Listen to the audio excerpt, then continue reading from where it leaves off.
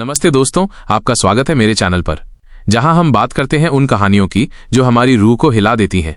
आज मैं आपको एक ऐसी सच्ची घटना पर आधारित कहानी सुनाने जा रहा हूं जिसे मेरे एक दोस्त ने खुद अनुभव किया था। वो एक बड़े सरकारी अस्पताल में नाइट ड्यूटी करता था और वहीं उसके साथ घटी कुछ ऐसी घटनाएं जिनका सच जानकर आपके भी रोंगटे खड़े हो जाएं। मेरा नाम अमित है। कुछ साल पहले मैं शहर के सबसे पुराने अस्पताल में काम करता था।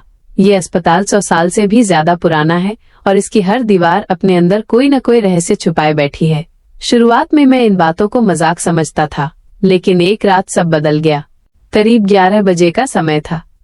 मैं सी ब्लॉक में ड्यूटी कर रहा था। ये हिस्सा हमेशा सुनसान और भारी भारी सा लगता था। तभी अचानक मुझे कॉरिडोर से कदमों की आहट सुनाई दी। वो आवाज बिल्कुल पुराने चमड़े के जूतों जैसी थी। मैंने बाहर झांका, लेकिन वहां कोई नहीं था। पहले तो मैंने नजरअंदाज किया, पर धीरे धीरे वो आहट मेरे बिल्कुल करीब आने लगी। डरते डरते मैं बाहर निकला, लेकिन कॉरिडोर बिल्कुल खाली था। मेरा दिल जोर जोर से धड़क रहा था। ड्यूटी रूम की तरफ जाते हुए मैंने एक लंबा अंधेरा कॉरिडोर पार किया। तभी मैंने देखा, एक नर्स सफेद साड़ी पहने मेरे आगे चल रही थी। आजकल नर्स साड़ी में नहीं दिखती, इसलिए मुझे अजीब लगा। मैंने उसे आवाज दी, लेकिन उसने कोई जवाब नहीं दिया। वो सीधी एक बंद पड़े ऑपरेशन थिएटर के सामने जाकर रुक गई। उस दरवाजे पर जंग लगा ताला लटक रहा था। मैं पास गया और कहा, माइनस, ये थिएटर तो बंद है। तभी वो नर्स मेरी तरफ मुड़ी। उसका चेहरा देखकर मेरे शरीर में ठंडी लहर दौड़ गई। उसकी आंखें बिल्कुल खाली थीं और चेहरे पर गहरे जख्म थे।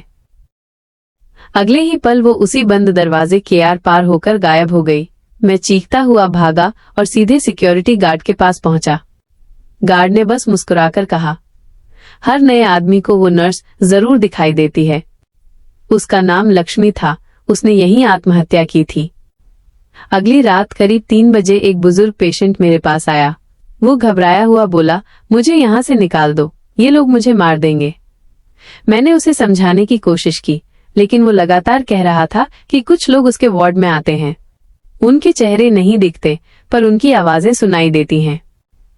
मैं उसके साथ वार्ड तक गया। सब मरीज शांति से सो रहे थे, लेकिन अचानक उस बुजुर्ग ने चीखते हुए कहा, वो रहे, वो खड़े हैं वहां। उसने एक खाली बिस्तर की तरफ इशारा किया। वहां कुछ भी नहीं था, लेकिन उसकी आंखों में इतना डर था कि मेरे रोंगटे खड़े हो गए। सुबह मुझे खबर मिली, उसी रात उसकी मौत हो गई थी। डॉक्टर ने कहा माइनस हार्ट अटैक, लेकिन मैं जानता था वो डर से मरा था। मैंने जांच शुरू की और पुराने रिकॉर्ड खंगाले। पता चला कि नर्स लक्ष्मी ने सच में आत्महत्या नहीं की थी। उसे धोखा मिला था और उसे मार दिया गया था। 1954 में सी ब्लॉक में ही एक पेशेंट की रहस्यमयी हत्या हुई थी और उस पेशेंट ने भी मरने से पहले उसी नर्स को देखने का दावा किया था। फाइल में एक अजीब नोट लिखा था, minus, the victim was trying to find a secret room in the C block. मतलब अस्पताल में कोई सीक्रेट रूम था जहां कुछ छुपा हुआ था।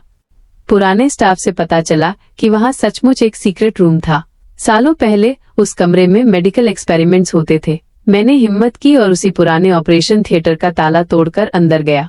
वहां धूल भरे औजार, कागजात और एक डायरी पड़ी थी। डायरी में लिखा था, माइनस वैज्ञानिक एक ऐसी दवा पर काम कर रहे थे जो इंसान को अमर बना सके। इसके लिए वो लोगों का अपहरण करते थे और उन पर प्रयोग करते थे। उस डायरी में नर्स लक्ष्मी का जिक्र था। उसे ये रहस्य पता चल गया था और जब उसने सबको बताने की कोशिश की तो उसे वहीं मारकर उसी सीक्रेट रूम में दफना दिया गया। पुलिस ने जब उस कमरे की खुदाई करवाई तो वहां से सच में उस नर्स का कंकाल मिला। उसके हाथ में एक लॉकेट था जिसमें उसकी और उसके पति की तस्वीर थी। और सच ये था कि वही पति उस वैज्ञानिक के साथ मिलकर उसकी हत्या में शामिल था। तो दोस्तों, ये थी उस अस्पताल की कहानी। एक ऐसी आत्मा जो अपने रहस्य को छुपाए हुए थी, लेकिन असली डर भूतों का नहीं था, इंसानों का था। अगर आपको ये कहानी पसंद आई हो तो वीडियो को जरूर लाइक करें और कमेंट में बताइए कि आपको सबसे डरावना हिस्सा कौन सा लगा। हम अगली बार फिर मिलेंगे एक नई रहस्यमयी कहानी के साथ। तब तक के लिए अपना ख्याल रखिए। भाई वीडियो अच्छी लगी हो तो भाई लाइक और सब्सक्राइब करके जाना भाई, और चैनल को भाई सपोर्ट करवाओ यार। व्यूज़ नहीं आते बिल्कुल यार, और भाई सपोर्ट करो। बस मैं तो इतना ही कहूँगा। Thank you so much for watching. Thank you भाई। दोस्तों, आज मैं आपको एक ऐसी हॉरर स्टोरी सुनाने वाला हूँ जो एक स्कूल में गुजरी। ये कहानी है अर्जुन की। अर्जुन एक 16 साल का लड़का था जिसे फाइनेंशियल प्रॉब्लम्स की वजह से अपना पुराना स्कूल छोड़ना पड़ा। उसे सेंट सेबेस्टियंस बोर्डिंग स्कूल में डाल दिया गया। ये स्कूल एक पहाड़ी इलाके में था जहाँ बारिश और कोहरा हमेशा छाया रहता था। जब अर्जुन स्कूल पहुंचा तो उसे स्कूल की बिल्डिंग बहुत पुरानी और उदास लगी। प्रिंसिपल फादर मथियस ने उसे क्लास 10B में असाइन किया। पहले ही दिन अर्जुन ने नोटिस किया कि क्लास की आखिरी बेंच पर एक लड़का अकेला बैठा था। उसने व्हाइट शर्ट पहनी थी और उसका चेहरा नीचे की तरफ था। अर्जुन ने सोचा शायद वो नया स्टूडेंट है। ज्योग्राफी की क्लास चल रही थी। टीचर ने एक सवाल पूछा। किसी ने जवाब नहीं दिया। तब आखिरी बेंच से एक धीमी आवाज आई, सही जवाब के साथ। टीचर ने कुछ नहीं कहा। अर्जुन ने पीछे मुड़कर देखा, लेकिन वो लड़का अब भी अपनी किताब में ही गया हुआ था। क्लास खत्म हुई।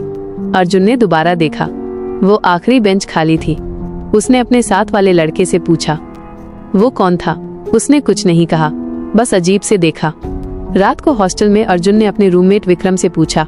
विक्रम ने डरते हुए कहा, उससे बात मत करना, हम उसे गोस्ट स्टूडेंट कहते हैं।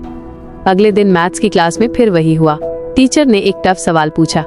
फिर से वही आवाज आई। अर्जुन ने जल्दी से पीछे देखा। इस बार उस लड़के ने भी उसे देखा। उसकी आंखें बिल्कुल काली थी, जैसे अंधेरा समा गया हो। और फिर वो मुस्कुरा दिया। उस दिन के बाद से अर्जुन के साथ अजीब होना शुरू हो गया। रात को उसे नींद में ऐसा लगता जैसे कोई उसके कान में कह रहा हो, हेल्प मी। कभी उसे लगता कॉरिडोर में कोई चल रहा है। एक दिन उसकी कॉपी पर किसी ने लिख दिया, गेट आउट। अर्जुन प्रिंसिपल के ऑफिस गया। उसने पूरा वाकया बताया। प्रिंसिपल का चेहरा फेल गया। उन्होंने कहा, 1983 की बैच का एक स्टूडेंट था, रवि मल्होत्रा।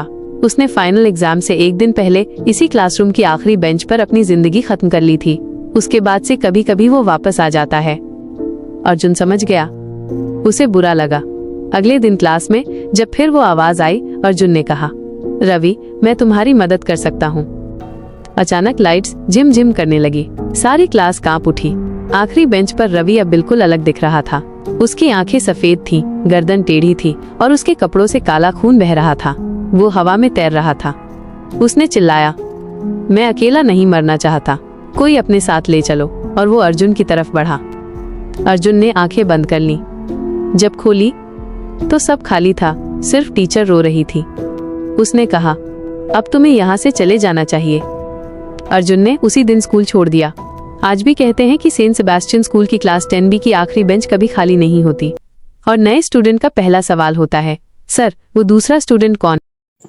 ऐसी वीडियो देखने के लिए हमारे चैनल को लाइक करें, सब्सक्राइब करें। Thank you so much for watching.